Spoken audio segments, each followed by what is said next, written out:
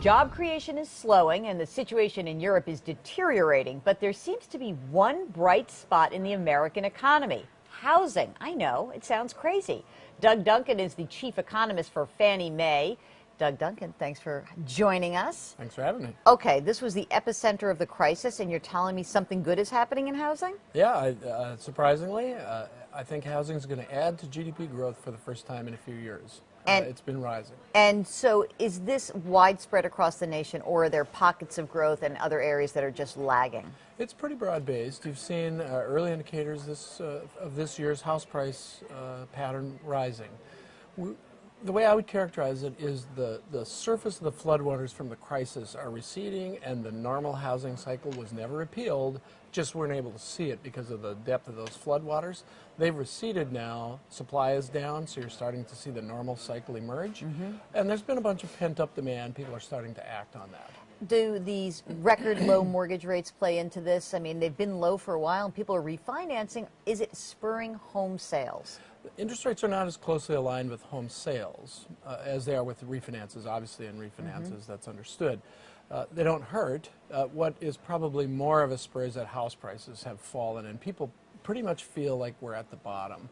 Our own view is maybe just another % or maybe a little more deterioration this year.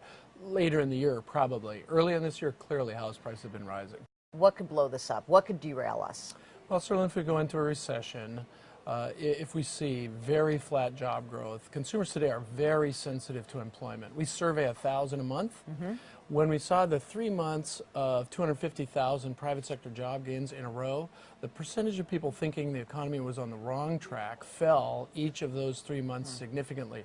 But when it started to flatten out in terms of employment, their attitude flattened out too. They have plateaued, awaiting improvement in jobs. Okay, so jobs is one part of it, but what about the people who haven't gotten raises in a while? I mean, incomes essentially, according to the Federal Reserve, we're back a dozen years or so, and maybe even 18, 20 years for many people.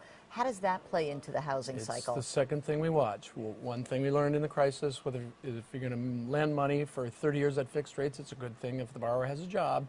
It's even better if they have related income. This has been the slowest growing income period of any of the last 5 recessions. Now, does that mean that we could maybe see a spurt in growth and that would help housing, or do we not need that much of an ignition to get things going? Well, we're going to see decent housing growth because it's been down for so long. This year and next year, even though we think GDP growth is only going to be about 2.2, 2.3% each of these 2 years. And frankly, at the middle of the year now, we've shifted to where we think the risks are on the downside. All that's going to play into the employment. On a scale of 0 to 10, 10's the best, 0 is the worst. Where are we in the housing cycle right now? I think we're probably at about a 3, but the good news is that we're on the uptrend. We've passed the bottom and we're going up from here. I'm going to end that on a good note. That's good. Doug Duncan from Fannie Mae, thank you so much for joining us. And thank you for watching. For more housing news, stay with CBS Money Watch.